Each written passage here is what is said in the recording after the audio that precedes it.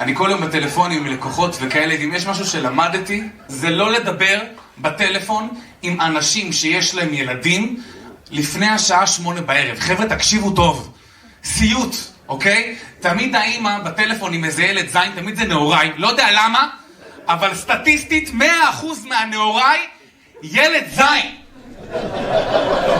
עוד לא פגשתי נאוריי שהוא לא ילד זין. זה סטטיסטיקה מדויקת, חבר'ה. אז זה כזה, כן, תראה, תבוא יום חמישי בשעה, רגע שנייה, נאוריי חמוד? אמא בטלפון. תודה. כן, תראה, יום חמישי בשעה 7:30, רגע, נאוריי! אמא בטלפון. תודה. כן, יום חמישי, 7:30, בית שאן, נאוריי, סתום את הפה! ילד זין! סטטיסטיקה מדויקת, חבר'ה.